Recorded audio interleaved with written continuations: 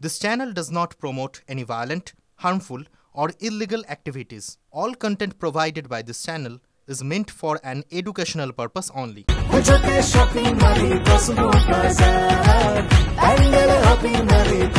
Cosmo বাজার পুজোর shopping two pandal hopping সঙ্গে রয়েছে দারুণ আকর্ষণীয় উপহার।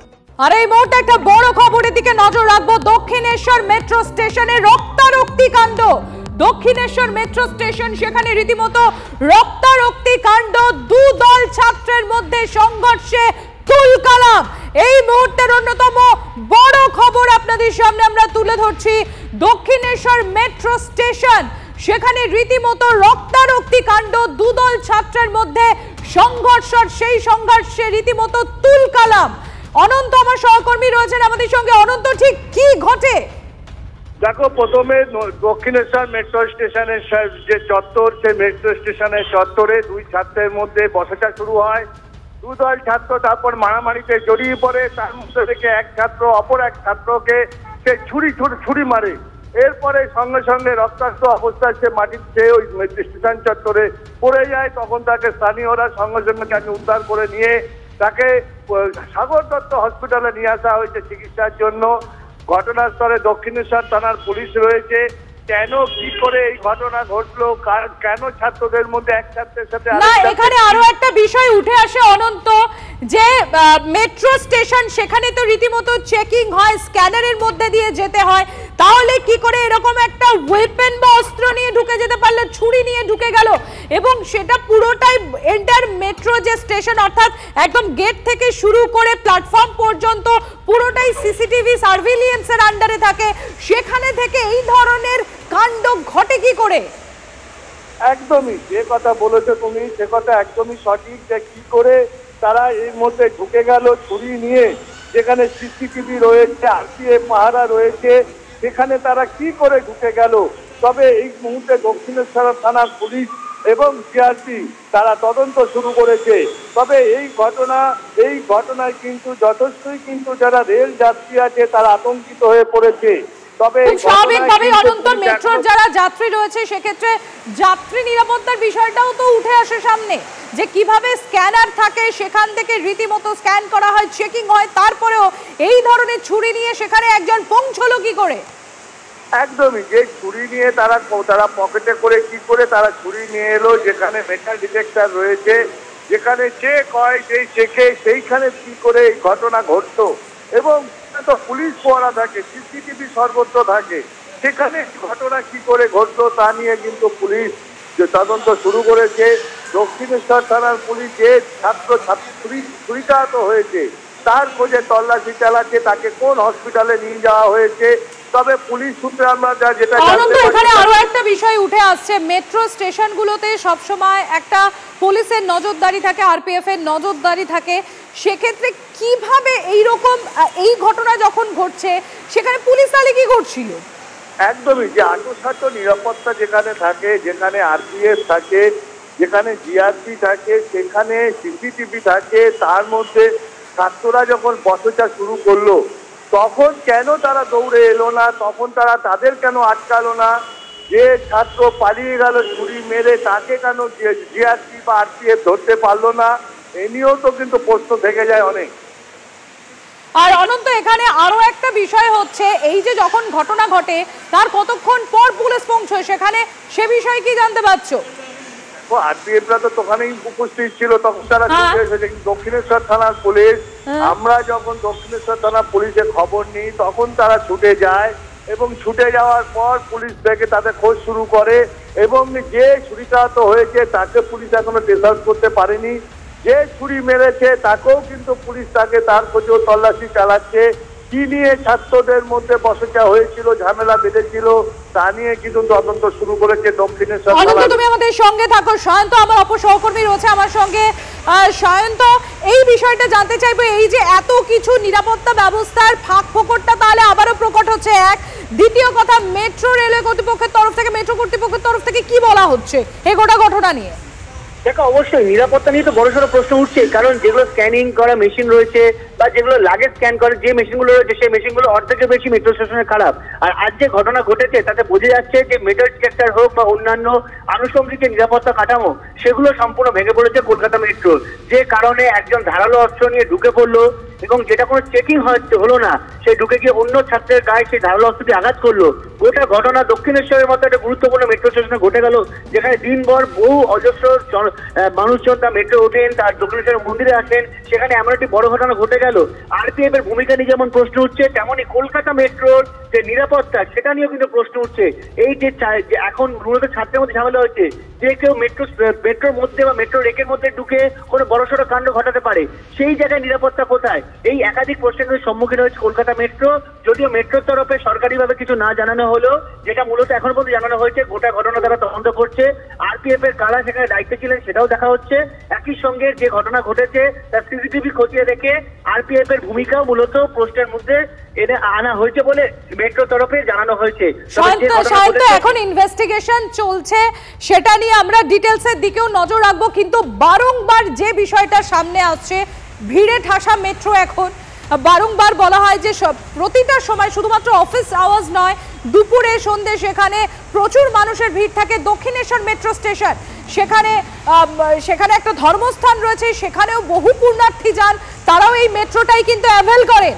এইরকম একটা গুরুত্বপূর্ণ স্টেশন, সেখানে এই ধরনের একটা ছাত্র ছুরি দিয়ে ঢুকে যাচ্ছে, তার সহপাঠী বা তার বন্ধুর উপর হামলা চালাচ্ছে। গোটা ঘটনাটা তো রীতিমতো একটা আতঙ্কের উদ্রেক করে দেয়। তাহলে সিকিউরিটি কোথায় সাধারণ যাত্রীদের?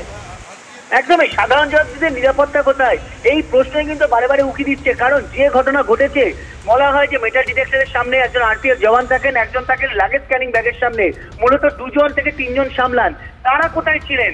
যদি হাতে ব্যাগে ধারালো অস্ত্র নিয়ে বা ব্যাগের পকেটে যদি ধারালো অস্ত্র নিয়ে ঢুকেও থাকে, তাহলে কেন মেটাল ডিটেক্টরে সেটা দেখালো না? কেন সেখানে কোনো অ্যালার্ম করলো না? আর তার চেয়ে বড় কথা হচ্ছে আরপিএফ জওয়ান তিনি কেন বিষয়টি খতিয়ে দেখলেন না? যখন দুপক্ষের মধ্যে ঝামেলা হচ্ছে তখন কেন আরপিএফ জওয়ান যেখানে ওখানে যিনি দায়িত্ব ছিলেন তিনি কেন সামলাতে গেলেন না? সবকিছু কিন্তু এখন প্রশ্নের মুখে দাঁড়িয়েছে। দেখো, ইনভেস্টিগেশন হবে, ইনভেস্টিগেশনের উত্তর পরে আসবে যে আদৌ কি হলো। কিন্তু যে ঘটনা ঘটে গেল তাতে কিন্তু যাত্রী নিরাপত্তা নিয়ে বড় সড় প্রশ্ন উঠলো। যে দক্ষিণেশ্বর মেট্রো স্টেশনে কিন্তু দিনভর বহু মানুষের যাতায়াত থাকে, এবং এই ক্ষেত্রে কিন্তু শুধু দক্ষিণেশ্বর মেট্রো স্টেশন না, কলকাতার একাধিক মেট্রো স্টেশনে এমন দেখা গিয়েছে যেখানে স্ক্যানিং ব্যাগ যে লাগেজ স্ক্যান করা হয় সেই মেশিন খারাপ, হয়তো মেটাল ডিটেক্টর খারাপ, হয়তো কোনো রকম চেকই হয় না, হয়তো অনেক জায়গায় যেখানে আরপিএফ জওয়ানরাও থাকে না।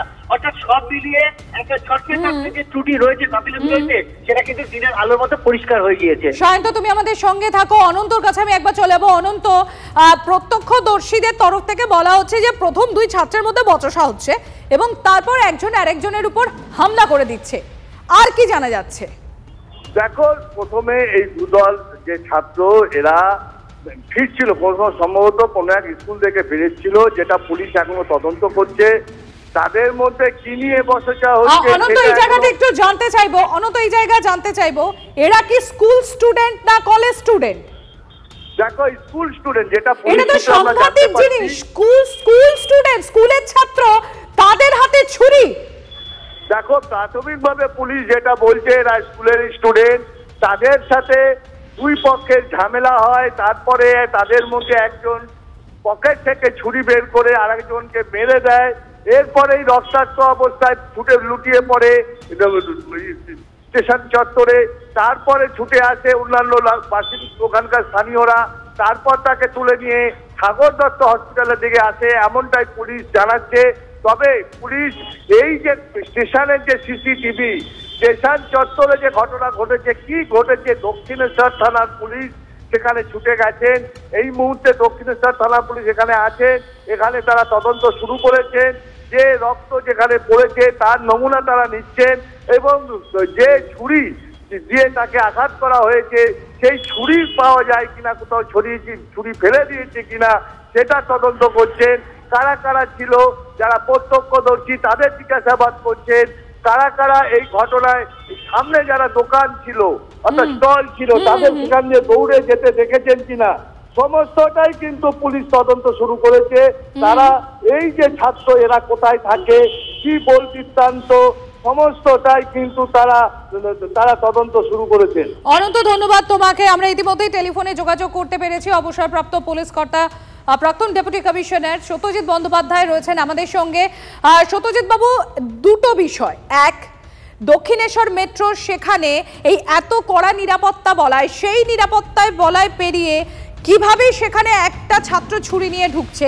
দ্বিতীয়ত, একটা স্কুল স্টুডেন্টের কাছে ছুরি এবং সে সেই ছুরি নিয়ে ভরা মেট্রো স্টেশনে হামলা করছে তার সহপাঠীর উপর। গোটা বিষয়টা কিভাবে দেখছেন? দেখেন, ব্যাপারটা হচ্ছে যে এই যে ছাত্ররা অল্প বয়সে এটা করেছে, তো এরা হয়তো স্কুল ব্যাগের মধ্যে করে ওটা নিয়ে গেছে। এখন 2 নম্বর কথা হচ্ছে নিরাপত্তার দিক থেকে এটা কিন্তু একটু আতঙ্কের ব্যাপার। সাধারণ মানুষ ভাববে তাহলে আমাদের নিরাপত্তা কোথায়। ঘটনা হচ্ছে যে ফিক্সিং এর একটা দরকার আছে। এই যে দেখবেন যে মেট্রো স্টেশনে ঢোকার আগে ডান দিকে ব্যাগের মধ্যে ব্যাগগুলো চেক করার জন্য একজন রেলওয়ে প্রোটেকশন ফোর্সের লোক আছে এবং টিভিতে একটা স্ক্রিনিং করা হচ্ছে যে কি আছে ব্যাগের মধ্যে, ওগুলো দেখা হচ্ছে। এটা লুকিয়ে তার বাইরেও এটা হয়তো পকেটের মধ্যে নিয়েছে, এটা ব্যাগের মধ্যে হয়তো নেয়নি, সেই জন্য ফিক্সিংটা হয়নি। কিন্তু প্রত্যেকটা মেট্রো স্টেশনে ওই ব্যবস্থা আছে। এখন পকেটের মধ্যে নিয়ে গেছে সেই জন্য এটা করতে পেরেছে, কিন্তু এটা তো ওইভাবে দেখলে চলবে না। এটা অবশ্যই এটা আঙ্গিক একটা ব্যাপার আছে, সেটা হচ্ছে ভারতের সুরক্ষা তাহলে কোথায়।